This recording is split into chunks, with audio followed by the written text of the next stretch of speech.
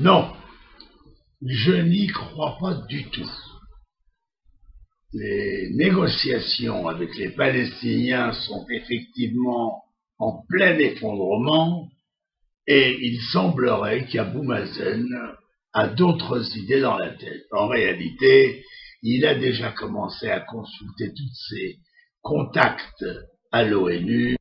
Son but maintenant, c'est d'essayer de rentrer comme pays protégé à l'ONU de façon à ce qu'il puisse avoir des votes permanents contre Israël pour le soutenir.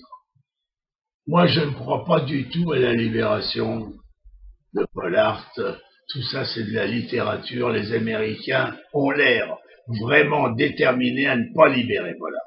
D'un autre côté, maintenant, Abou Mazen a commencé à demander 1000 prisonniers. Ça devient un théâtre, un cirque permanent, et nous ne devons pas rentrer dans tout ça. J'ai beaucoup d'admiration pour le calme dont notre Premier ministre fait preuve.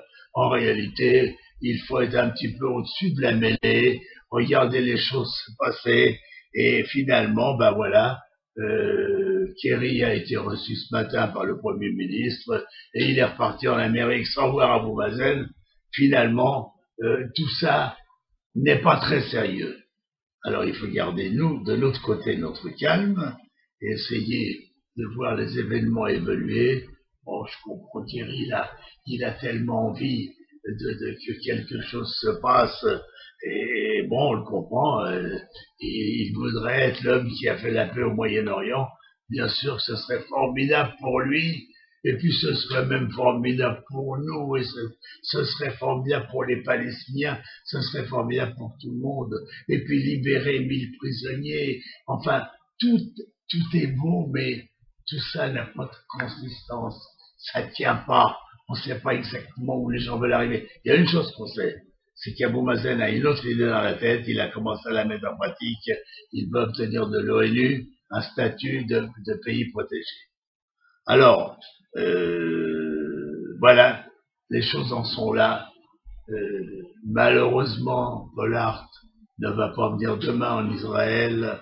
C'est encore loin. Tout ça, finalement, vous savez, si les Américains ne donnent pas Pollard, c'est qu'eux aussi commencent à ne plus croire en tout ça. En réalité, tout le monde voudrait faire la paix. Quand je dis tout le monde, c'est Israël et les Américains, mais c'est certain, et on le voit de jour en jour plus, les Palestiniens n'ont pas envie de signer la paix.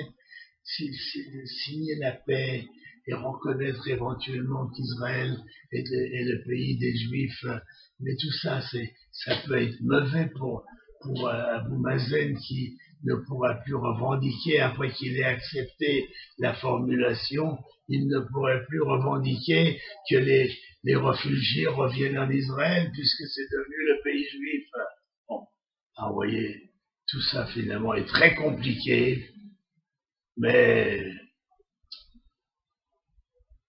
il faut laisser toutes ces émotions passer, et quand le calme sera revenu, j'espère que nous retournerons à la table de négociation, que peut-être on libérera les 26 promis, les prisonniers, sans mettre les 14. Vous savez que dans les 26 prisonniers, il y a 14 prisonniers israéliens arabes. Ce sont des Israéliens qui ont fomenté des attentats contre leur pays. Ce sont donc des traîtres. Et moi, personnellement, je fais tout ce que je peux pour m'opposer totalement à la libération d'Israéliens. Ça n'a pas de sens, c'est pas sérieux. Et s'ils étaient juifs, ces 14-là, on ne les libérerait pas. Alors on ne libérera pas non plus, ils sont arabes, mais ils sont citoyens israéliens. Donc, des traîtres, donc c'est impossible. Mais voilà, donc j'ai essayé de résumer la situation. Elle est très compliquée. Nous croyons dans l'avenir. Merci à vous. Comment tu